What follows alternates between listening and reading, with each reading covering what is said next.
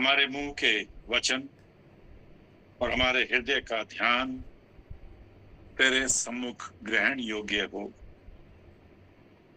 हे यहोवा परमेश्वर, हमारी चट्टान और हमारे उद्धार करने वाले,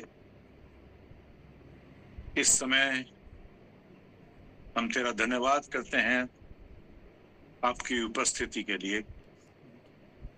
पवित्र आत्मा हम सबों की अगुवाई करो कि जो वचन हम पढ़ें, जिस पर हम मनन करें, वो सब तेरी ही ओर से हो और हम उसको समझने वाले हो सकें।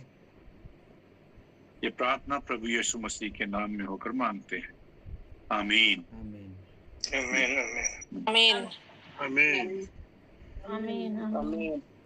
भाइयों बहनों, सबसे पहले मैं धन्यवाद करता हूँ सिस्टर खुशबू का, जिन्होंने बहुत अच्छी प्रेज एंड वर्शिप करी है।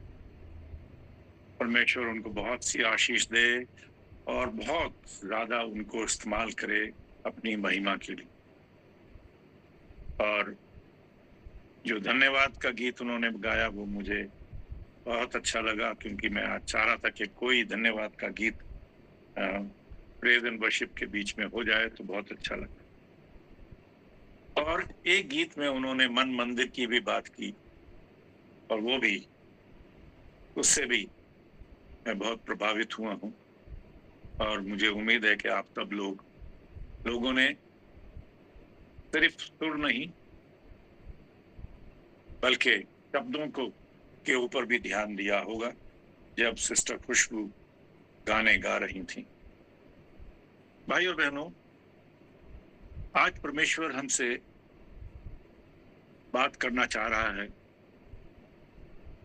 और मुझे प्रेरित कर रहा है कि मैं एक क्वेश्चन पूछ लूं। उसका जवाब मुझे नहीं चाहिए, आप सब अपने अपने हृदय में उस बात का जवाब देंगे। और वो क्वेश्चन ये है कि हम कौन हैं? Who are we? हम परमेश्वर की संतान हैं। हम कौन हैं? हम परमेश्वर की संतान हैं। हालेलुया। धन्यवाद धन्यवाद धन्यवाद। सब अपने अपने हृदयों में इस जवाब को रखें।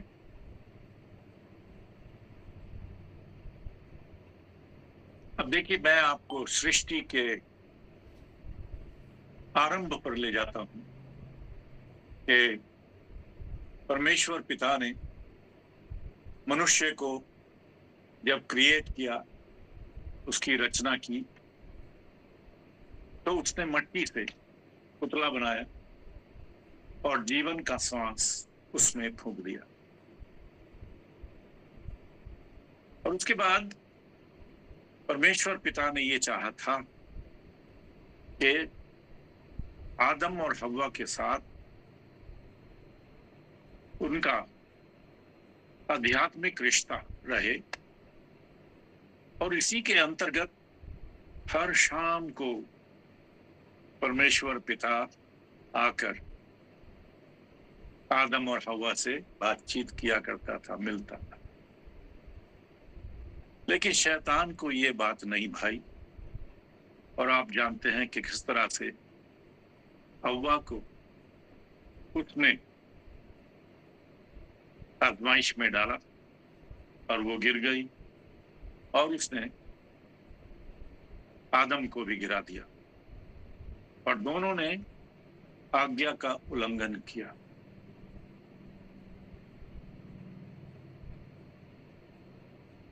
तो जो क्वेश्चन मैंने पूछा था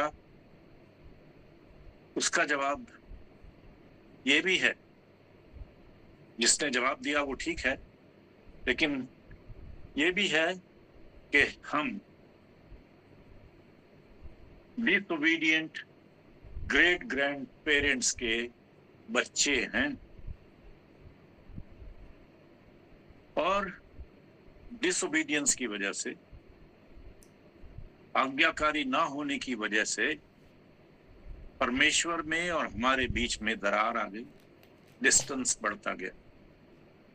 और हम महज मिट्टी के पुतले रहे और पाप में बढ़ते चले गए, जो कि परमेश्वर को बिल्कुल अच्छा नहीं लगा। इसीलिए उसने उस वक्त से ही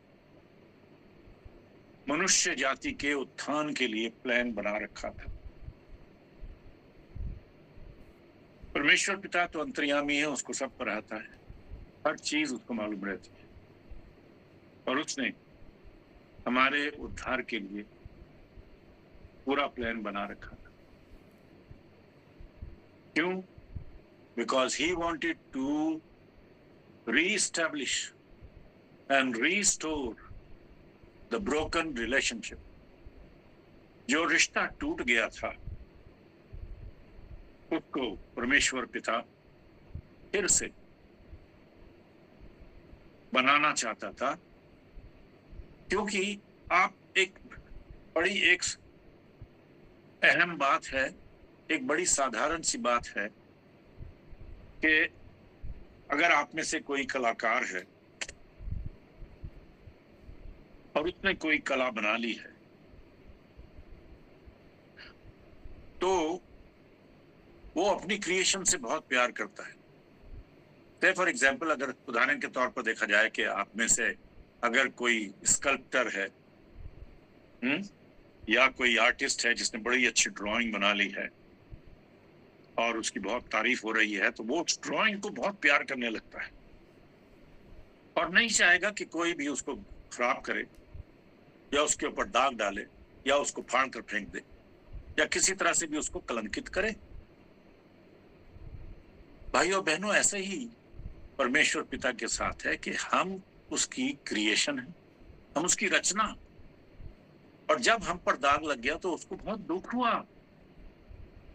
और वो इतना दुख हुआ कि उसने पूरा हमारे उद्धार के लिए प्लान बनाकर रखा था।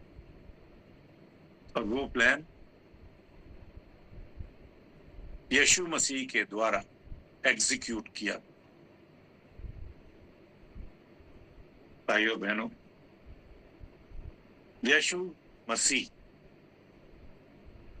जो कि सृष्टि के शुरू से है, पिता, पुत्र और पवित्र आत्मा तीनों रचना में सहभागी थे, और यीशु मसीह के अवतार के साथ परमेश्वर मनुष्यों के बीच में रहना चाहता था और रहता है। इसलिए तो भविष्यवाणी में यीशु मसीह का नाम इमैनुएल बोला गया, परमेश्वर हमारे साथ।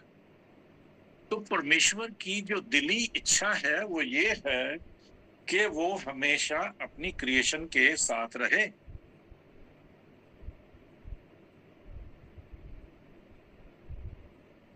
और हम भी ये चाहते हैं कि हम पिता परमेश्वर के साथ रहें। कब तक?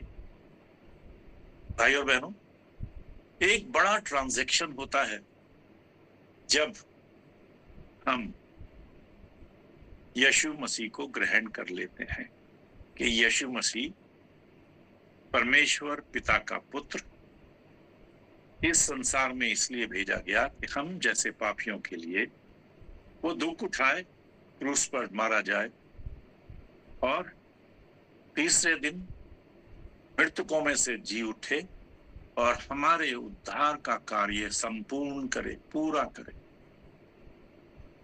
इसलिए हम परमेश्वर का धन्यवाद करते हैं इस उद्धार के प्लान के लिए। अब ये मोक्ष का जो दोहरा उद्देश्य है, अब आप सोच रहे होंगे कि मैं ये क्यों कह रहा हूं कि दोहरा उद्देश्य। जल्दी से मैं बताता हूं दोहरा उद्देश्य क्यों है। पहली बात तो ये है कि पिता परमेश्वर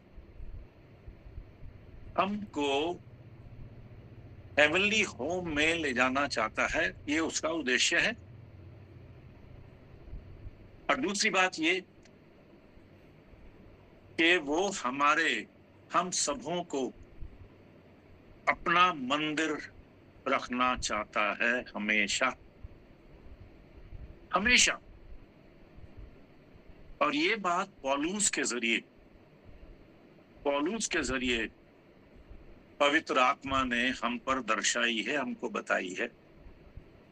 इसलिए जिस अध्याय पर या जिस स्क्रिप्चर पोर्शन पर हम मनन करने जा रहे हैं, वो आप जरा बाइबल खोलिए। वो मिलता है पहला कुरिन्थियों 6 अध्याय और 12 से 20 तक कोई हिंदी में पढ़ डाली।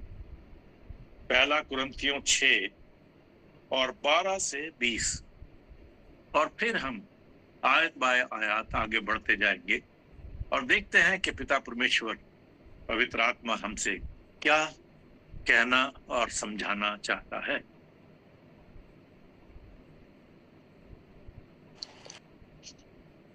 इसको भी पवित्र आत्मा अगुवाई करता है, पढ़ डालिए।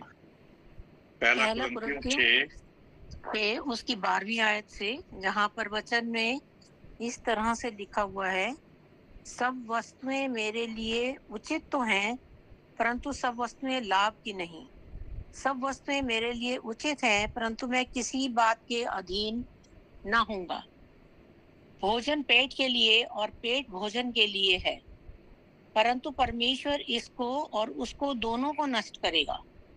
परंतु देह व्यभिचार के लिए नहीं, वरन प्रभु के लिए है, और प्रभु देह के लिए है। परमेश्वर ने अपनी सामर्थ्य से प्रभु को जिलाया और हमें भी जिलाएगा। क्या तुम नहीं जानते कि तुम्हारी देह मसीह के अंग है? तो क्या मैं मसीह के अंग को लेकर उन्हें वेश्या के अंग बनाऊं? कदापि नहीं। क्या तुम नहीं जानते कि जो कोई वेश्या से संगति करता है, वह उसके साथ एक तन हो जाता है, क्योंकि लिखा है वे दोनों एक तन होंगे। और जो प्रभु की संगति में रहता है, वो उसके साथ एक आत्मा हो जाता है। व्यभिचार से बचे रहो। जितने अन्य पाप मनुष्य करता है, वे देह से बाहर है, परंतु व्यभिचार करने वाला अपनी ही देह के विरुद्ध पाप करता है। क्या तुम नहीं जानते कि तुम्हारी देह पवित्र आत्मा का मंदिर है, जो तुम में बसा हुआ है, और तुम्हें परमेश्वर की ओर से मिला है? तुम अपने नहीं हो, क्योंकि दाम देकर मोल लिए गए हो। इसलिए अपनी देह के द्वारा परमेश्वर की महिमा करो। यह परमेश्वर का आशीष वचन है। इसके सुनने से सबको आशीष मिले। धन्यवाद सिस्टर, बहुत अच्छी तरह से आपने पढ़ा है और मुझे पूरा यकीन है कि हमने ध्यान देकर इसको सुना है। मैं आपका ध्यान आकर्षित करना चाहूंगा सबसे पहले तो 13वीं आयत के दूसरे भाग पर, यहाँ पर बड़े स्पष्ट तौर से लिखा है, परंतु देह वह विचार के लिए नहीं, वरन प्रभु के लिए है, और प्रभु देह के लिए है। भाई और बहनों, जब पिता परमेश्वर ने हमको मट्टी से रचा और अपना श्वास हम में फूंक कर हमको जीवित किया था, और डिसोबीडियंस की वजह से जब हम परमेश्वर पिता से दूर होते चले गए, लेकिन परमेश्वर पिता के ऊपर, प्रभु यीशु मसीह के ऊपर विश्वास करने से हमारा पुनर्जन्म हुआ है। और मुझे पूरा ये विश्वास है कि हम सब लोग जो यहाँ पर बैठे हैं, हम सबों ने बॉर्न अगेन एक्सपीरियंस किया है। हम सब नए जन्म में हैं। हम सबों को ये अनुभव हुआ है जो कि प्रभु यीशु मसीह ने हमको बताया है। जरा हम जल्दी से खोल लेते हैं यूहन्ना रचित सुसमाचार और उसका 3रा अध्याय।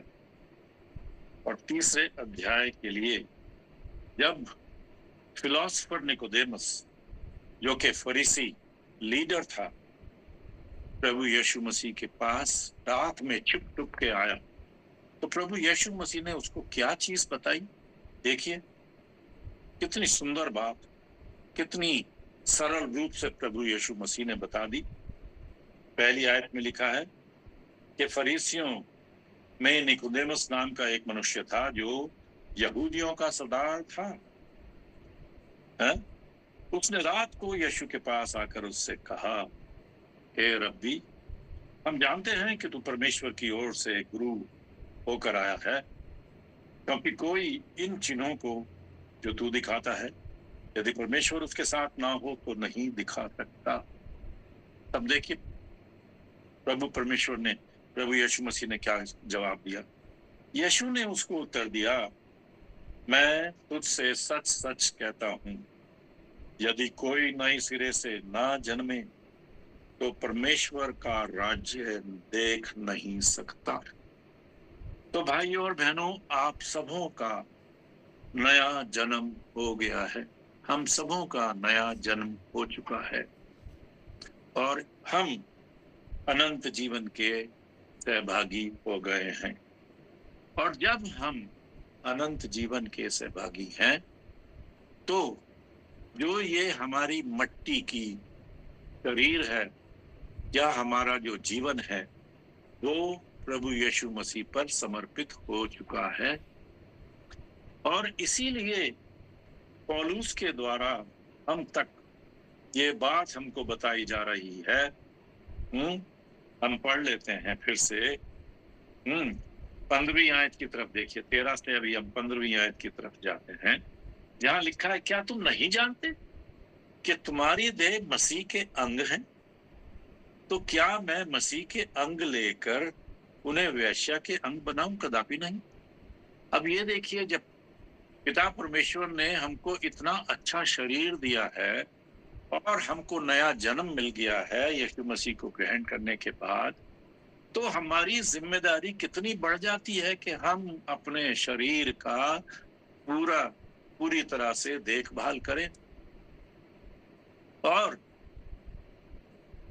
हर तरह से हमको ये याद रखना चाहिए कि जब हमने यीशु मसीह को ग्रहण किया तो ये हमारी मर्जी नहीं थी, लेकिन ये पिता परमेश्वर की मर्जी थी, क्योंकि वो जिसको चाहता है प्रभु यीशु मसीह की ओर खींचता है।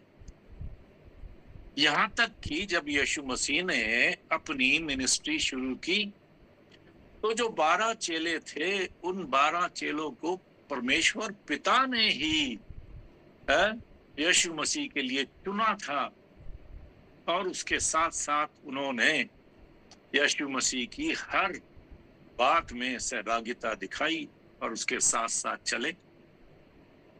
तो हे पिता, तो ये बात आप जान लीजिए कि पिता परमेश्वर ने ही हमको चुना है। और ये एक बहुत बड़ी शिक्षा या एक बहुत बड़ा भेद जो अपोस्टल पॉल हमारे ऊपर प्रकाशित कर रहा है वो ये है। आगे हम पढ़ते हैं, देखिए क्या लिखा है 16वीं आयत में। क्या तुम नहीं जानते कि जो कोई वेश्या से संगति करता है वह उसके साथ एक तन हो जाता है, क्योंकि लिखा है वे दोनों एक तन होंगे। अगर हम परमेश्वर की आज्ञा का उल्लंघन करके हम अपने शरीर का दुरुपयोग करते हैं तो देखिए क्या होता है। बड़े शर्म की बात है। अगर हम अपने शरीर को गलत रास्ते पर ले जाते हैं, गलत जगहों पर ले जाते हैं, तो हम कितना भयंकर पाप अपने जीवन में करते हैं। भाई और बहनों, हमें अपने आप को इस भयंकर पाप से बचाना है। और ये बात तो देखिए कि अपोस्टल पॉल ने 20वीं आयत में हमको जो बता दिया है वो कितनी गहरी बात उसने बता दी है। 20वीं आयत में देखिए क्या लिखा है, क्योंकि हम लोग दाम देकर मोल लिए गए हो, इसलिए अपनी देह के द्वारा क्या करना है? परमेश्वर की महिमा होनी है। शुरू में मैंने आपको बताया कि पिता परमेश्वर ने जब यीशु मसीह को भेजा है, अब प्रभु यीशु मसीह की देह करप्टिबल नहीं थी। आप इस बात को जानते हैं सब लोग। और अगर मैं किसी वजह से कुछ गलत बोल रहा हूं तो पास्टर मतियास को पूरा हक है कि वो मेरे को बाद में समझाएं कि अगर मैंने गलत बोला है तो मैं उस बात को दोबारा रिपीट नहीं करूं। देखिए, प्रभु यीशु मसीह का जन्म पुरुष और स्त्री के मिलने से नहीं हुआ, पवित्र आत्मा के द्वारा प्रभु यीशु मसीह का जन्म हुआ। तो प्रभु यीशु मसीह की शरीर करप्टिबल नहीं था, लेकिन फिर भी वो शरीर था, फ्लैश था। तुम्हारी तरह उसको भी दुख था, उसको भी परेशानी होती थी, वो भी रोया था, उसको भी चिंता होती थी लोगों की। अपने चेलों के साथ वो प्रेम भी करता था, और उसको गुस्सा भी आया था। थोड़ी देर के बाद हम देखेंगे कि किस तरह से उसको गुस्सा आया था। तो वो हमारी तरह, आपकी तरह, he was a perfect man and perfect God। और ऐसे परफेक्ट शरीर को परमेश्वर ने हमारे लिए क्रूस पर तोड़ा। क्रूस पर चढ़ने से पहले उसके शरीर को कितना मारा कूटा गया, छलनी कर दिया उसके शरीर को, कितने कोड़े उसके ऊपर लगे। भाई और बहनों, वो पवित्र शरीर था। और पिता परमेश्वर चाहता है, प्रभु यीशु मसीह चाहते हैं कि जब इतना बड़ा दाम पिता परमेश्वर ने, प्रभु यीशु मसीह ने हमारे लिए दिया है और हमको खरीदा है, तो हम अपने कहाँ रहे? हमारे शरीर पर, हमारे जीवन पर हमारा अधिकार नहीं होना चाहिए। और जब हमने प्रभु यीशु मसीह को ग्रहण कर लिया अपना उद्धारकर्ता, उस वक्त से हमको अपने आप को पूर्ण सरेंडर करना चाहिए था। बहुतों ने हम किया भी है, लेकिन बहुतों ने नहीं किया है। और लेकिन बहुतों ने सरेंडर करने के बाद भी वो विचलित हो गए, पिता परमेश्वर के रास्ते से भटक गए, चौड़े रास्ते पर चलने लग गए। जो यीशु मसीह ने कहा था कि जो मेरे पीछे आना चाहे वो अपने क्रूस को उठाए प्रतिदिन और मेरे पीछे हो, ऐसा नहीं कर पाए हम लोग। भाइयों और बहनों, अब देखिए आगे क्या लिखा है 19वीं आयत में। देखिए, क्या तुम नहीं जानते कि तुम्हारी देह पवित्र आत्मा का मंदिर है जो तुम में बसा हुआ है और तुम्हें परमेश्वर की ओर से मिला है और तुम अपने नहीं हो। भाई और बहनों, इस आयत को हमें अपने सामने रखना है, बार बार इसकी ओर देखना है, इसको पढ़ना है, इसको याद करके रखना है कि मैं अपना नहीं हूं। मुझे तो यीशु मसीह ने खरीद लिया है। अभी मैं उसकी प्रॉपर्टी हूं, उसका जन हूं। अब जब मैं उसका जन हूं तो मुझे अपने आप को किस तरह से जीवन व्यतीत करना है, क्योंकि दाम देकर मोल लिए गए हो, इसलिए अपने शरीर और आत्मा में जो परमेश्वर का है, परमेश्वर की महिमा करो। कितना बड़ा एक डॉक्ट्रिन, एक आदेश हमको अपोस्टल पॉल दे रहा है।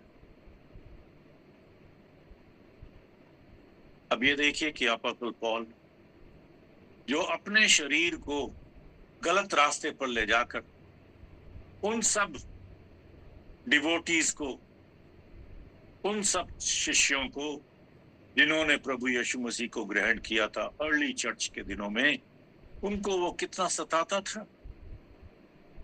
लेकिन जब प्रभु यीशु मसीह ने अपने आप को उसके ऊपर प्रकट किया और उसको पकड़ लिया, उसके बाद से उसने पीछे मुड़ के नहीं देखा और उसने कहा कि मैं तो प्रभु यीशु मसीह का हूं, मेरा जीना, मेरा मरना, मेरा चलना फिरना सब कुछ प्रभु यीशु मसीह के ऊपर निछावर है। भाई और बहनों, उसकी उदाहरण को हमें अपने जीवन में मान लेना है। भाई और बहनों, मसीही जीवन का सबसे महत्वपूर्ण और अद्भुत वास्तविकता यही है कि हम यीशु मसीह के लहू से खरीदे हुए हैं और हमारा देह पवित्र आत्मा का मंदिर है, पवित्र आत्मा का मंदिर है। भाई और बहनों, अब मैं आपको और आपका ध्यान एक ऐसी घटना की तरफ ले जाना चाहूंगा जहां पर प्रभु यीशु मसीह ने चेलों को बताया कि उसके आने का एक्चुअल या वास्तविक उद्देश्य क्या था। आइए हम पढ़ते हैं, इसी कनेक्शन में हम पढ़ते हैं मत्ती रचित सुसमाचार। कोई भी निकाल लीजिए, मत्ती रचित सुसमाचार, उसका 21वां अध्याय और उसके 12वें पद से लेकर और 17वें पद तक कोई हम सबों के लिए पढ़ डाले प्लीज। मत्ती रचित सुसमाचार 21वां अध्याय 12 से 17। यीशु ने परमेश्वर के मंदिर में जाकर उन सब को जो मंदिर में लेन देन कर रहे थे निकाल दिया और सराफों के पीढ़े और कबूतर बेचने वालों की चौकियां उलट दी जो, और उनसे कहा, लिखा है मेरा घर प्रार्थना का घर कहलाएगा, परंतु तुम उसे डाकुओं का खोह बनाते हो। तब अंधे और लंगड़े मंदिर में उसके पास आए और उसने उन्हें चंगा किया।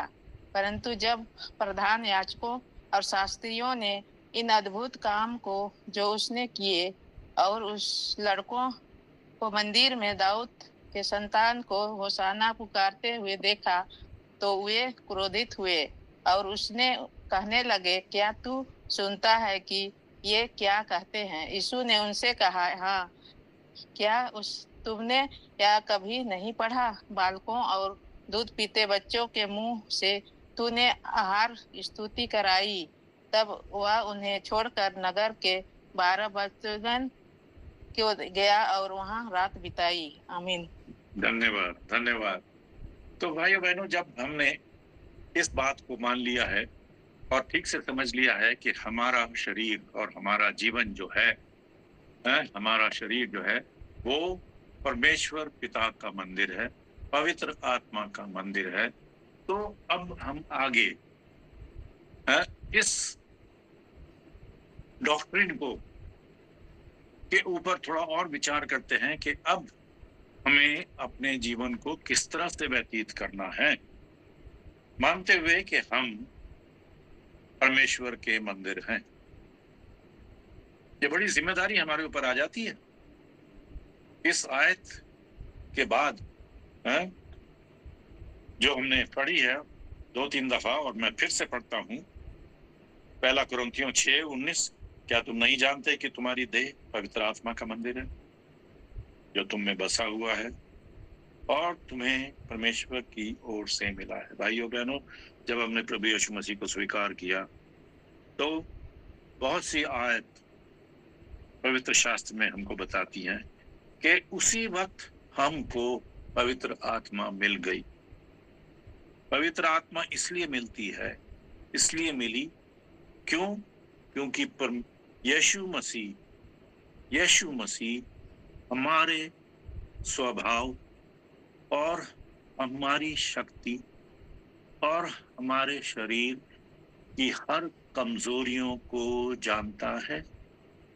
भाइयों बहनों, यीशु मसीह को जो 12 चेले मिले थे, परमेश्वर ने उनको चुना था और उसको दिए थे, और इस बात का अंगीकार प्रभु यीशु मसीह ने अपनी अंतिम प्रार्थना, जो कि यूहन्ना रचित सुसमाचार और उसके 17वें अध्याय में प्रभु यीशु मसीह ने की, उसमें उसने अंगीकार किया कि जिनको तूने मुझे सौंपा मैंने उनको संभाला। लेकिन जब प्रभु यीशु मसीह उन 12 चेलों के साथ रहा, जीवन बिताया 3.5 साल के करीब अपना, तो उनको हर एक की कमजोरी का पता था।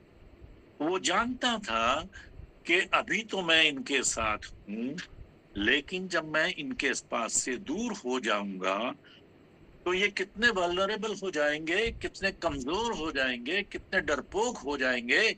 और ऐसा ही हुआ। इसीलिए यीशु मसीह ने उनको बताया कि मैं तुमको एक सहायक भेजूंगा। देखिए जरा यूहन्ना रचित सुसमाचार, फिर से हम देखते हैं यूहन्ना रचित सुसमाचार और उसका 14 अध्याय जरा हम खोल लेते हैं जल्दी से। और वहां पर देखिए 16वीं आयत में देखिए क्या लिखा है। मैं पिता से विनती करूंगा और वह तुम्हें एक और सहायक देगा कि वह सर्वदा तुम्हारे साथ रहे। तो भाई और बहनों, इस बात की फिर से पुष्टि हो जाती है कि जैसे ही हमने यीशु मसीह को ग्रहण किया तो हमारा देह और हमारा जीवन जो है पवित्र आत्मा का मंदिर बन गया।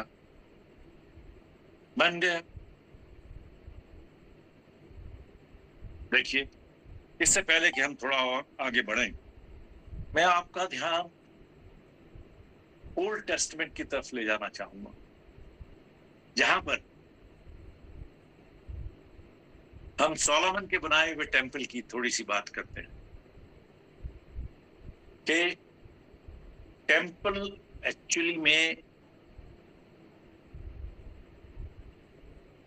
सोलोमन ने इसलिए बनाया कि परमेश्वर उसमें रहे। लेकिन क्या जो पवित्र पिता महान है, ओमनी प्रेजेंट है, उसको क्या हम मनुष्य महदूद कर सकते हैं, लिमिट कर सकते हैं, सीमित कर सकते हैं? नहीं। लेकिन फिर भी डेविड की ये इच्छा थी कि वो परमेश्वर पिता के लिए एक मंदिर बनाए। और दूसरा इतिहास 3 अध्याय के पहले पद में हमें पता चलता है कि डेविड के पुत्र सोलोमन ने सुलेमान ने यहोवा का मंदिर मोरिया पर्वत पर यरूशलेम में बनाना आरंभ किया। पर्वत मोरिया वह स्थान है जहां यहोवा ने सुलेमान के पिता दाऊद को दर्शन दिया था। सुलेमान ने उस स्थान पर मंदिर बनाया।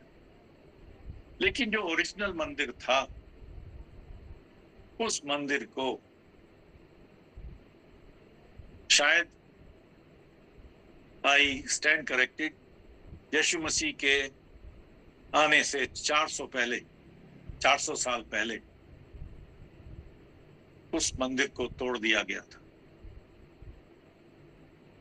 और फिर उसका मंदिर का निर्माण तिबारा हुआ। और जब यीशु मसीह जिन दिनों में आए तब वो मंदिर ओरिजिनल मंदिर नहीं था, ओरिजिनल मंदिर नहीं था। लेकिन फिर भी देखिए, यीशु मसीह जब यरूशलेम में विजयी यात्रा पर थे,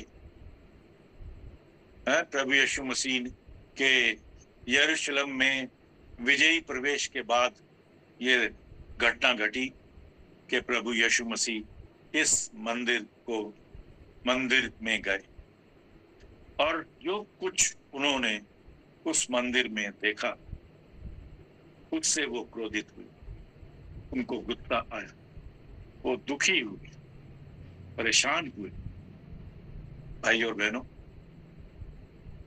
और फिर जैसा मत्ती रचित सुसमाचार में रिकॉर्ड किया गया है, वो सब कुछ हमने पढ़ा। लेकिन सोलोमन ने जब ये मंदिर बनाया और उसको कॉन्सिक्रेट किया, उस वक्त उसने क्या प्रार्थना की थी? जरा दूसरा इतिहास उसका 6वां अध्याय मैं भी निकाल रहा हूं, आप निकालिए, जो भी निकालने का वो पढ़े। दूसरा इतिहास उसका 6वां अध्याय,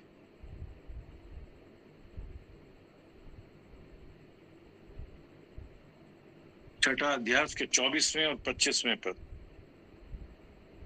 में देखिए क्या लिखा है। ये प्रार्थना का अंश है जो सोलोमन ने इस टेंपल के कॉन्सिक्रेशन के वक्त में ये प्रार्थना की। और यहाँ लिखा है कि फिर यदि तेरी प्रजा इस्राएल तेरे विरुद्ध पाप करने के कारण अपने शत्रुओं से हार जाए और तेरी ओर फिरकर तेरा नाम माने और इस भवन में तुझसे प्रार्थना करे और गिड़गिड़ाए, तो तू स्वर्ग में से सुनना और अपनी प्रजा इस्राएल का पाप क्षमा करना और उन्हें इस देश में लौटा ले आना जिसे तूने उनको और उनके पुरखाओं को दिखाया है। कितनी अच्छी प्रार्थना सोलोमन ने की थी। लेकिन इस्राएली लोगों ने क्या किया? सब कुछ भूल गए। सब कुछ जो परमेश्वर पिता ने इस्राएली लोगों के लिए किया वो सब कुछ भूल गए और परमेश्वर से दूर हो गए। इतना कि ये मंदिर को, जो ओरिजिनल मंदिर था, उसको उनके शत्रुओं ने तोड़ डाला और उसके अंदर जो भी हीरे जवाहरात सोना चांदी था वो सब लेकर चले गए, कंगाल कर दिया। लेकिन फिर भी परमेश्वर पिता ने बाद में कुछ किंग्स को ये शक्ति प्रदान की, ये आदेश दिया कि इस मंदिर को फिर से बनाया जाए, फिर से बनाया। और जब यीशु मसीह के वक्तों में ये जो मंदिर था, तो यीशु मसीह ने फिर देखा कि ये मंदिर की क्या हालत कर रखी है, क्या हालत कर रखी है। तब प्रभु यीशु मसीह को दुख हुआ। मंदिर की जो अथॉरिटी है और वो महानता है, उसके ऊपर हमें विचार करना जरूरी है कि अगर पिता परमेश्वर हमको ये बता रहा है कि हमारा देह जो है परमेश्वर का मंदिर है, तो हमें अपने आप को किस तरह से कंडक्ट करना है कि ये मंदिर ही रहे, ये मंदिर टूट ना जाए या ये मंदिर दूषित ना हो जाए। तो हमें 3-4 चीजों की बहुत ध्यान करना है। 20 मिनट हमारे पास है और मुझे पूरी उम्मीद है कि मैं इसको आपको समझा सकूंगा। जो मैं समझ पाया हूं वही मैं आपको समझाना चाहूंगा। पहली बात, क्योंकि हमारा देश परमेश्वर का मंदिर है, तो परमेश्वर हमसे पहली बात जो चाहता है, He wants us to be a temple of holiness। वो ये चाहता है कि हमारा शरीर, हमारा जीवन पवित्रता का मंदिर हो। लिख लीजिए इस बात को।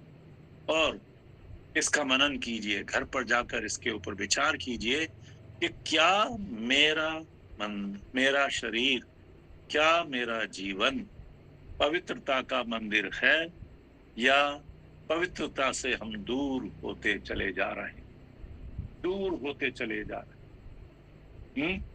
प्रभु यीशु मसीह ने क्या कहा? प्रभु यीशु मसीह ने मंदिर में जाकर क्या किया, क्या देखा कि वहां पर क्या हो रहा है? पवित्रता तो खत्म है। बाकी फरीसी जो थे, फरीसी और शास्त्री लोगों ने उस जगह को क्या एक व्यापार की जगह बनाकर छोड़ दिया था। और वहां पर क्या हो रहा था? मंदिर में बेच रहे थे और मोल ले रहे थे। ये हो रहा था, बेचा जा रहा था, ट्रांजैक्शंस हो रहे थे।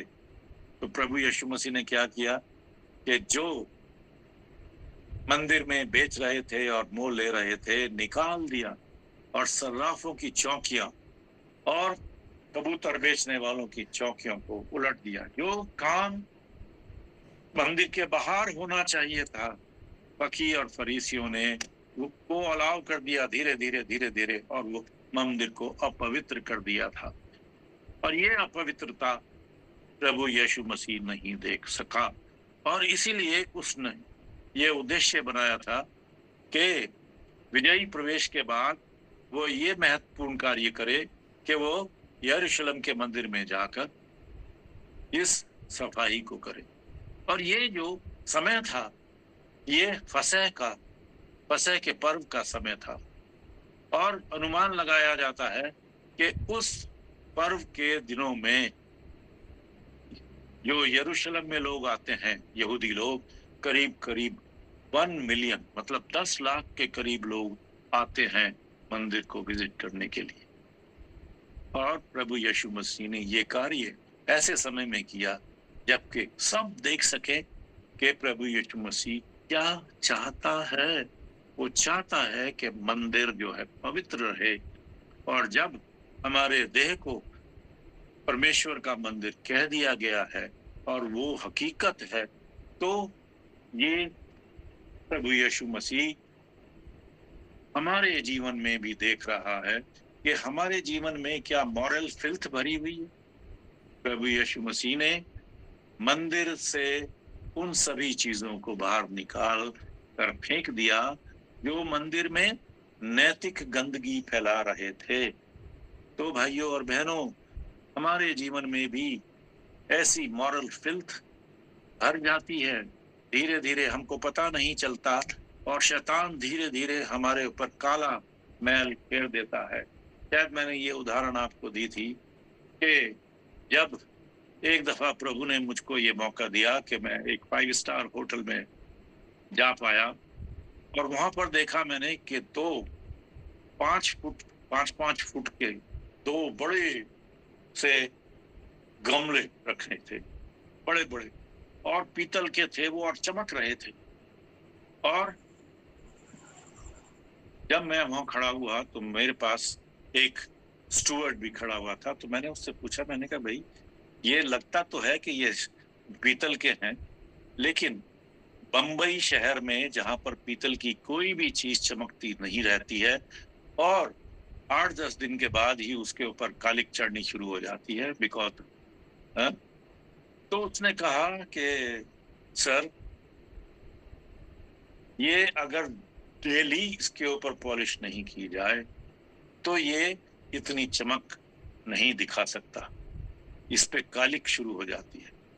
तो भाई और बहनों, यही हमारे जीवन की एक वास्तविकता है कि अगर हमने अपने जीवन को दिन प्रतिदिन इंट्रोस्पेक्ट नहीं किया, देखा नहीं, ठीक से एग्जामिन नहीं किया, तो कालिक हमारे शरीर पर बढ़ती चली जाएगी, और फिर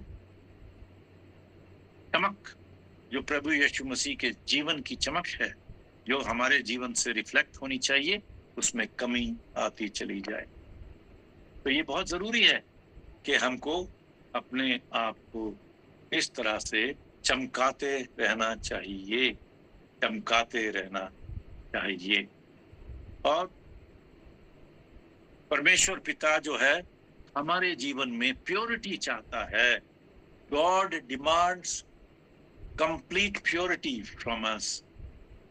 हम दो नावों में पैर नहीं रख सकते, संसार में और प्रभु यीशु मसीह की नाव में नहीं। हमें पूरे रूप से अपने आप को समर्पित कर देना है। समर्पित जब हम कर देंगे तब देखिए आपके जीवन से कितने फल लोगों को दिए जाएंगे, क्योंकि लिखा है कि तुम्हारे फलों से लोग पहचान लेंगे कि तुम प्रभु यीशु मसीह के चेले हो। भाई और बहनों, एक और बात प्रभु यीशु मसीह ने हमको बता दी कि तुम आपस में प्रेम करो। उन्होंने ये कमांड दिया था कि हम आपस में एक दूसरे से प्रेम करें, और तभी बाहर के लोग जान जाएंगे कि हम प्रभु यीशु मसीह के चेले हैं। इस बात को भी हमें बार बार याद रखना है। भाइयों और बहनों, हम आगे बढ़ते हैं और देखिए हमें इस बात का बार बार विचार करते रहना है कि मैं अपने शरीर का उपयोग कैसे कर रहा हूँ। क्या मैं उसको परमेश्वर का प्रेम दूसरों के बीच में फैलाने के लिए कर रहा हूँ, परमेश्वर की पवित्रता को फैलाने के लिए कर रहा हूँ, या मैं दूसरों के मार्गों में रोड़ा अटकाने की कोशिश करता हूँ, या अपना अपवित्र जीवन से दूसरों को गलत रास्ते पर ले जा रहा हूँ। इसलिए क्या मैं आध्यात्मिक और शारीरिक दृष्टि से अपने शरीर को नियमित रूप से साफ करता हूँ या नहीं? ये जरूरी है कि हम अपने आप को नियमित रूप से साफ करते चले जाएं। दूसरी बात जो परमेश्वर पिता चाहता है, He wants us to be a temple of prayer। देखिए कितनी बड़ी बात है कि वो चाहता है कि हमारा जो मंदिर है वो प्रार्थना का मंदिर हो। परमेश्वर चाहता है कि हम प्रार्थना का मंदिर हों। भाइयों और बहनों, मुझे बहुत खुशी होती है जब मैं इस प्लेटफॉर्म पर जमा होता हूं कि आप सब लोग प्रतिदिन जुड़ते हैं कि अपना समय प्रभु यीशु मसीह के साथ व्यतीत करें। कितनी सुंदर बात है, कितनी सुंदर बात है।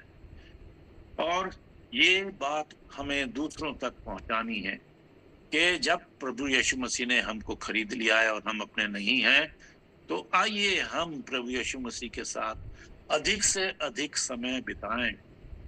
भाई और बहनों, मैं सिर्फ एक अपनी छोटी सी गवाही देना चाहता हूं कि जब प्रभु यीशु मसीह ने मुझे 14 साल की उम्र में पकड़ा था, तो उस वक्त से मैंने ये प्रण किया था कि मैं प्रभु यीशु मसीह की सेवा करूंगा।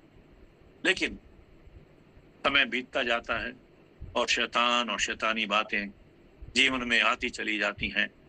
और जब मैंने प्रभु यीशु मसीह को ग्रहण किया था, 14 साल का था, और एक क्रिश्चियन यूथ कैंप जो कि रानीखेत में रखा गया था, उसमें मैंने उस वक्त एक प्रभु के दास थे, उनका नाम मैं कभी भूलता नहीं, सर्वानंद लाल जी के समाचार से मैं बहुत प्रभावित हुआ और मैंने प्रभु यीशु मसीह को ग्रहण किया।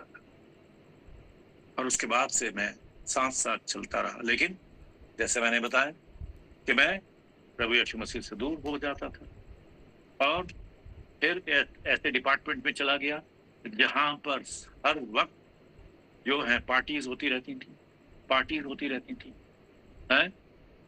तो प्रभु यीशु मसीह ने मुझे नहीं छोड़ा। क्यों? क्योंकि प्रभु यीशु मसीह ने मुझे खरीदा था अपना लहू बहाकर। तो वो कैसे मुझे छोड़ देता? बार बार वो मुझे अपने पास खींचता था। और ऐसी स्थिति आई कि मैंने वॉलंटरी रिटायरमेंट लिया, जबकि मेरे 10 साल सीनियर पोजीशन पे थे। सीनियर पोजीशन पे 10 साल मेरे बचे हुए थे। लेकिन प्रभु यीशु मसीह ने जब मुझे बुलाया तो मैंने किसी चीज का लोभ नहीं किया और अपने आप को समर्पित किया। और मैं प्रभु यीशु मसीह के साथ। और जब मुझे यीशु मसीह ने पकड़ा तो तब से एक चीज मैंने हमेशा अपने जीवन में रखी। दूर हो जाता था, लेकिन एक चीज जो मेरे जीवन में हमेशा मैंने प्रैक्टिस की वो ये थी कि मैं अपने ऑफिस में जब घुसता था, अपनी चेयर पे बैठते ही सबसे पहले अपनी बाइबल निकाल के 10 आयत पढ़ता था। 10 verses I used to read and say my small prayer, और मैं प्रार्थना करता। ये मेरी प्रैक्टिस वॉलंटियर रिटायरमेंट के बाद भी चालू रही, जब मैंने अपनी कंपनी शुरू की, और अभी भी ये है। ये इसके अलावा मेरा जीवन प्रार्थना में जीवन बन गया है। अब मैं हर 15 मिनट के बाद देखता हूं कि मैं प्रेयर कर रहा हूं। कभी कभी डिस्टेंस बढ़ जाता है, कभी 1 घंटे के बाद करता हूं, लेकिन जैसे ही मेरे को चांस मिलता है मैं आंख बंद करके प्रार्थना कर लेता हूं, भाई और बहनों। और मैं प्रभु का धन्यवाद करता हूं कि वो मेरी प्रार्थनाओं का जवाब भी देता है। कभी कभी ऐसी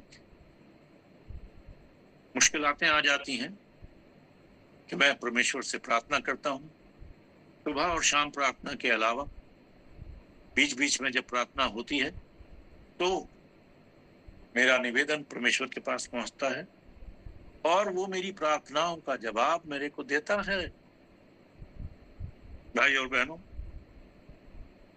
अभी कुछ दिन की बात है कि एकदम से ऐसा लगा कि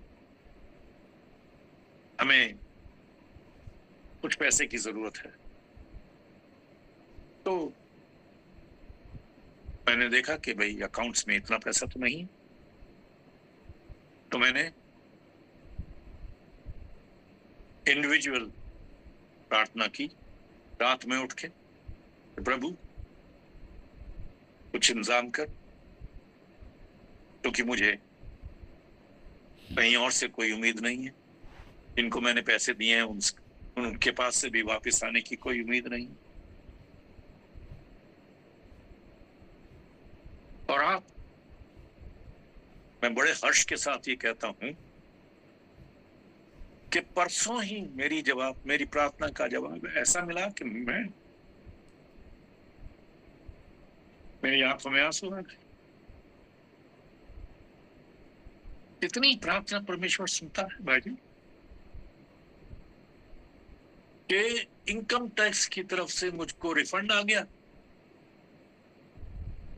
क्या इमेजिन कर सकते हैं इस बात को कि गवर्नमेंट डिपार्टमेंट से कभी रिफंड आ जाए, और वो भी 10,000 20,000 नहीं, लाखों में। और मैं पिता परमेश्वर का कितना धन्यवाद करता हूं। इसलिए भाई और बहनों, हमारा जीवन प्रार्थना से भरा होना चाहिए। निरंतर प्रार्थना में लगे रहो, निरंतर प्रार्थना में लगे रहो। इसलिए प्रभु यीशु मसीह ने भी जब उस क्लेंजिंग कर रहा था तो क्या कहा, देखिए जो हमने अभी मत्ती रसूल समाचार में जो पढ़ा है, उसकी वर्ष 13 में क्या लिखा है। मेरी आंखों में आंसू आ गए हैं, लेकिन मैं पढ़ना चाहूंगा। और उसने कहा, लिखा है, मेरा घर प्रार्थना का घर कहलाएगा। देखियो, जब हमारा शरीर प्रार्थना, हमारा शरीर परमेश्वर का मंदिर है, तो उसमें प्रार्थना ही प्रार्थना होनी चाहिए। और ये प्रार्थना निस्वार्थ प्रार्थना भी हो। अपने लिए तो करो, हाँ, जब मेरी मुश्किलात हुई तो मैंने प्रार्थना की, लेकिन उसके साथ साथ मैंने दूसरों के लिए प्रार्थना करना नहीं छोड़ा, करता रहा। और ऐसा ही हमें आगे भी करते रहना है। आइए हम आगे बढ़ते हैं। तो भाई और बहनों, प्रार्थना करना सिर्फ ये नहीं कि कई लोग जो सोचते हैं कि प्रार्थना में प्रशंसा के कुछ शब्दों से हम परमेश्वर की चापलूसी करते रहें। नहीं, ऐसा नहीं है। हमें पूरी रीति से अपने आप का समर्पण करना है, क्योंकि गॉड लव्स ब्रोकन हार्ट्स। हमें हृदय को अपने को तोड़ देना है, अपने अभिमान को तोड़ देना है, अपनी ईगो को तोड़ देना है, और तब उसके सामने समर्पित होकर जब हम प्रार्थना करते हैं तो वो हमारे पर दया करता है और हमारी प्रार्थनाओं को सुनने के लिए प्रभावी रहता है। उसे हमारे निर्णयों में हस्तक्षेप करने देना है। हम कभी कभी क्या करते हैं कि निर्णय लेके बैठ जाते हैं और फिर कहते हैं प्रभु ये मैंने कर लिया है, इसको रेटिफाई कर दो। नो, ऐसा नहीं है। हमें कोई भी निर्णय लेने से पहले परमेश्वर से प्रार्थना करनी है। तभी हम कह सकते हैं, तभी हम कह सकते हैं कि हमारा शरीर जो है वो परमेश्वर का मंदिर है। आगे बढ़ते हैं। तीसरी बात जो हमें ध्यान रखनी है वो ये है कि he wants us to be a temple of power. He wants us to be a temple of power. देखिए 14वीं आयत में देखिए क्या लिखा है। 14वीं आयत में देखिए क्या लिखा है। तब अंधे और लंगड़े मंदिर में उसके पास आए और उसने उन्हें चंगा किया। देखिए ये जो कार्य प्रभु यीशु मसीह ने किया, ये इस बात को दर्शाते हैं कि प्रभु यीशु मसीह के पास कितनी शक्ति थी, कितनी आध्यात्मिक शक्ति थी, कितनी पावर थी। और क्योंकि हम यीशु मसीह के लहू बहाए जाने से खरीदे गए हैं और प्रभु यीशु मसीह यही चाहता है कि हम इस शक्ति का प्रदर्शन करें, कि हम जब दूसरों के लिए प्रार्थना करें तो उनके काम सफल हो जाएं, जब हम बीमारों के लिए प्रार्थना करें तो उनको चंगाई मिल जाए, हम किसी ऐसे लोग के लिए प्रार्थना करें जिसका कार्य रुक गया है तो हमारी प्रार्थना परमेश्वर सुन के उनके कार्य को सफल कर दे। भाइयों और बहनों, this is the great power. वो चाहता है कि ऐसी शक्ति हमारे जीवन में हो है, और उसकी शक्ति का प्रदर्शन हमारे चाल चलन से, हमारे बोलचाल से और हमारी प्रार्थनाओं के द्वारा प्रकट होना बहुत जरूरी है। प्रभु यीशु मसीह आपके और मेरे माध्यम से कुछ असाधारण कार्य करना चाहता है ताकि लोग प्रभु यीशु मसीह की तरफ आकर्षित होते चले जाएं। अंतिम बात जो हमें याद रखनी है कि हमारे जीवन में मंदिर क्या होता है। मंदिर वो जगह होती है जहां परमेश्वर का वास होता है। सोलोमन ने भी यही प्रार्थना की थी कॉन्सिक्रेशन के दिन कि ये जो मंदिर मैंने बनाया है इसमें तेरा वास होना चाहिए। तो हमारे जीवन में भी परमेश्वर का वास प्रतिदिन हर समय रहना चाहिए ताकि दुष्ट हमको टच ना करने पाए और दुष्ट हमसे दूर रहे, दूर रहे, दूर रहे। इसलिए अपोस्तल पौल ने हमको एक बहुत अच्छा उदाहरण दिया है, एक बहुत अच्छी बात कही है। रोमियो 8 और 29 कोई निकाल ले और जरा जल्दी से पढ़ दे, जो भी निकाल ले। अगर मैं निकाल लूंगा तो मैं पढ़ूंगा। रोमियो 8:29।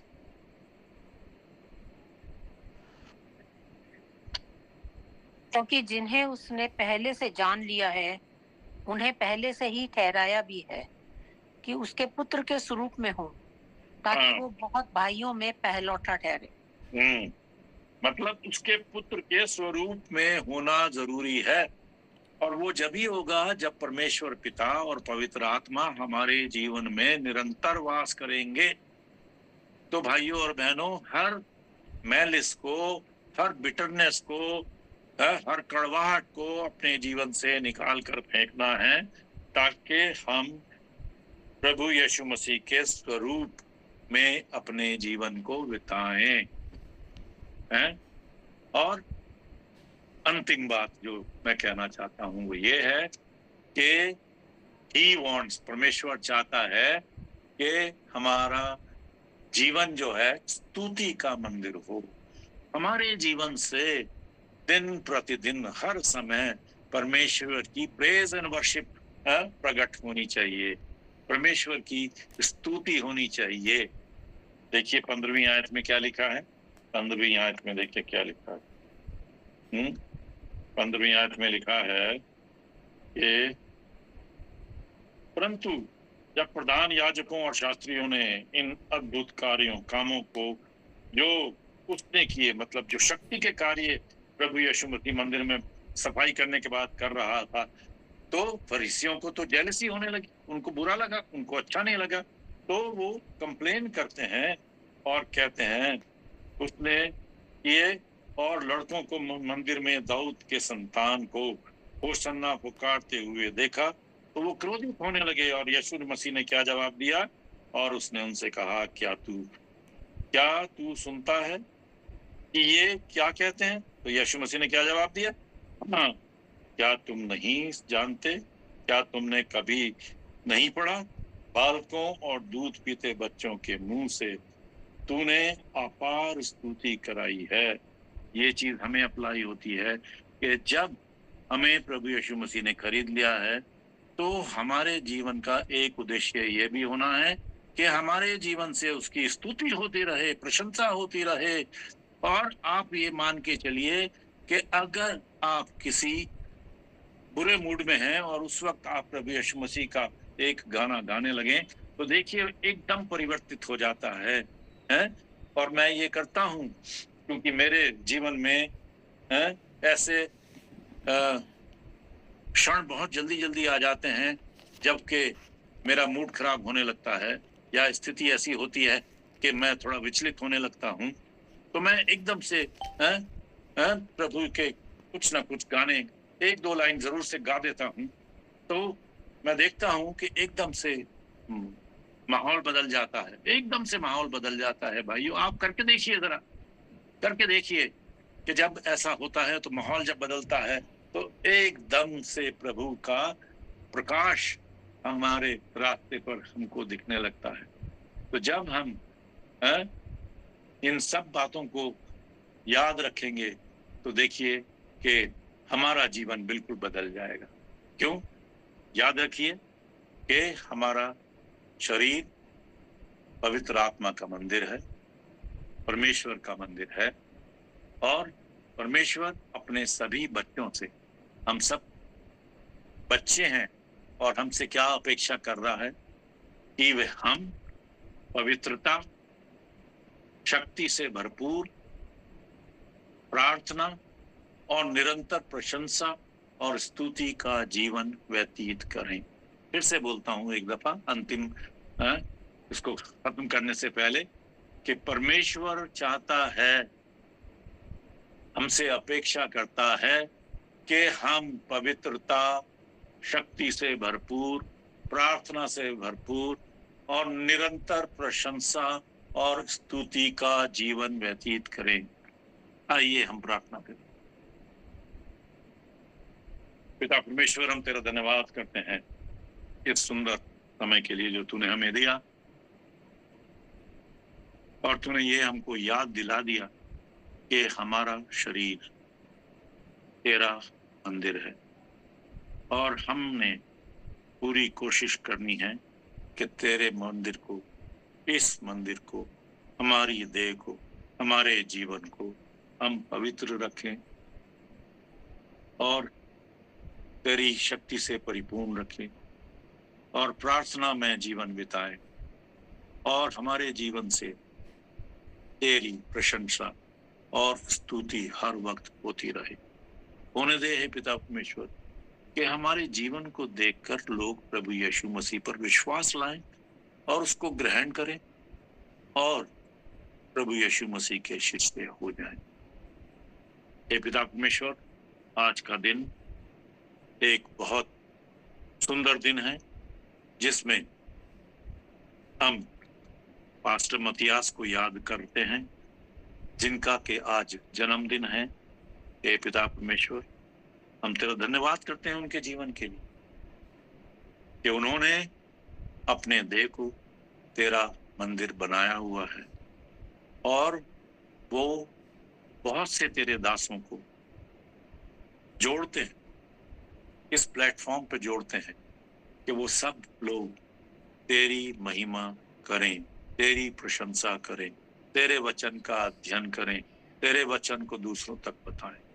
हे पिता परमेश्वर, उनको आशीषित कर, उनको अच्छी सेहत दे, तंदुरुस्ती दे और उनके परिवार पर आशीष दे, उनकी हर जरूरतों को पूरा कर और होने दे कि ये नया साल उनके लिए एक बहुत तरक्की का और समृद्धि का वर्ष हो और वो आगे और अधिक से अधिक तेरी स्तुति और तेरी महिमा के लिए जी। हे पिता परमेश्वर, सब परिवार जो जुड़े हुए हैं उन सबों को आशीषित कर और अगर उनमें कोई बीमार है तो उनको छू ले हे पिता परमेश्वर और उस शक्ति से, प्रभु यीशु मसीह की उस शक्ति से उनको चंगा कर दे। जिस तरह से प्रभु यीशु मसीह ने मंदिर में लोगों को चंगा किया, हे पिता परमेश्वर, हम प्रार्थना कर रहे हैं कि हमारे सब बीमारों को तू आज इसी वक्त चंगा कर दे। हमारी इस प्रार्थना को प्रभु यीशु मसीह के मीठे और सुंदर नाम में होकर सुन और ग्रहण कर। आमीन आमीन आमीन आमीन आमीन आमीन आमीन। हालेलुया, बोलिए खुदा यीशु मसीह की आमीन आमीन जय जय जय। हालेलुया, प्रभु का धन्यवाद और इस विशेष संदेश के लिए कि हम और आप प्रभु में कौन है, हमारी क्या पहचान है। सच में जिस तरह से वो वचनों को साझा कर रहे थे, जिस तरह से एक शिक्षक के तौर पर वो हमारे बीच में प्रभु के वचन को बांट रहे थे, बहुत ध्यानपूर्वक बड़ी गंभीरता से हम सब उनके द्वारा दिए गए वचनों को सुन रहे थे।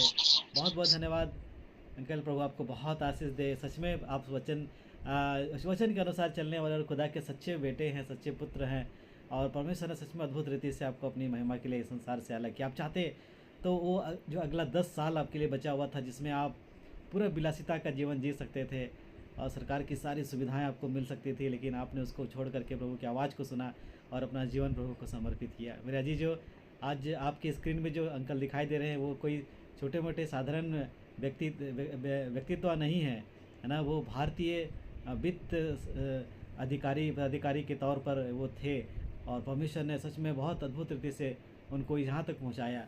प्रभु का बहुत बहुत धन्यवाद। जबकि हमने सुना है कि उनके पापा शायद एक पास्टर थे, प्रभु के सेवक थे और वहाँ से प्रभु ने इनको भारतीय स्तर पर, भारतीय अधिकारी के तौर पर इनको इतना ऊंचा उठाया, प्रतिष्ठित किया। हालेलुया। सच में मैं प्रभु का धन्यवाद करता हूँ, प्रभु के ऐसे समर्पित बेटों के लिए, ऐसे प्रभु के समर्पित दासों के लिए, जिन्होंने सच में दुनिया की सारी चीज़ों को छोड़ करके प्रभु की सेवा करना, प्रभु के लिए अपने आप को इस्तेमाल करना के लिए अपने आप को समर्पित किया। बहुत बहुत धन्यवाद अंकल। हम दुआ करते हैं परमेश्वर आपको बहुत अच्छा स्वस्थ जीवन दे, लंबी आयु दे और परमेश्वर आपको अपनी महिमा के लिए हमेशा इस्तेमाल करता जाए। मैं सुबह में एक बात को सोच रहा था, जैसे आप सबको पता है आज मेरा जन्मदिन है। प्रभु ने मुझे अभी तक संभाले रखा, मुझको ज़िंदा जीवित रखा और प्रभु ने मेरे जीवन में बहुत बहुत बड़े बड़े उपकार किए, बहुत अद्भुत काम किए हैं। जैसे अंकल बता रहे थे कि जब भी उनकी ज़रूरत होती है वो खुदा से प्रार्थना करते हैं, परमेश्वर उनकी सारी ज़रूरतों को पूरा करता है। वैसे ही हमारी भी ज़रूरतों को परमेश्वर ने पूरा किया। ना केवल ज़रूरतों को, वरन परमेश्वर ने जीवन को भी बचा के रखा है। कई बार ऐसे भी मोड़ आए, ऐसे भी वक्त पल आया कि लगा कि आज की दिन, आज का समय, आज का पल शायद मेरे लिए आखिरी होगा, लेकिन प्रभु का अनुग्रह हम पर हुआ और अब तक हम पर है। इसलिए मैं एक बात को याद नहीं करता हूँ। एक कविता, बहुत सुंदर सा कविता है, तू भोर का निकलता सितारा, तू भोर का निकलता सितारा, एक बदनुमा शाम हूँ मैं, जो टूटा रिश्ता तुझसे अदन में, जो टूटा तुझसे रिश्ता अदन में, उसी का बुरा अंजाम हूँ मैं। दिल है खामोश तू आवाज़ बन जा, आ यीशु तू खुद गवाह बन जा। तू पाकीज़गी का बहता दरिया, तू पाकीज़गी का बहता दरिया, उस पर एक दाग हूँ मैं, आया हूँ घुटनों में, हाँ प्रभु एक गुनहगार हूँ मैं हूँ कब्र तू सांस बन जा, मैं हूँ कब्र तू सांस बन जा, आ यीशु मुझ में एक आग बन जा। तू सलीब पर वफ़ा की कुर्बानी है, तू सलीब पर वफ़ा की कुर्बानी, एक बेवफा नाम हूँ मैं, तूने खाए जो कोड़े हर एक जख्म का हिसाब हूँ मैं। तू अंत है तू ही शुरुआत बन जा, तू तू अंत है, तू ही शुरुआत बन जा। आ यीशु आ, मेरे जीवन का एक एहसास बन जा। उसमें जब हम ऐसा जीवन को एहसास करेंगे ना, तो निश्चय हम अपने शरीर को, हमारे जीवन को हम प्रभु की इच्छा के अनुसार रखेंगे। हालेलुया। आज जो वचन प्रभु के दास ने बताया वो सार्थक होगा हमारे और आपके जीवन में। हालेलुया। इस बात को हमेशा याद रखें। प्रभु आपको बहुत बहुत आशीष करे। Thank you so much uncle, प्रभु आपको बहुत Thank you. आशीष करे। Thank you. इससे पहले कि बंद करें, हम आपके लिए गाना गाना चाहेंगे। Yes, most welcome. सब लोग मिलके गाना गाएं। Hallelujah. Happy birthday to you. Happy birthday to you. Happy birthday, dear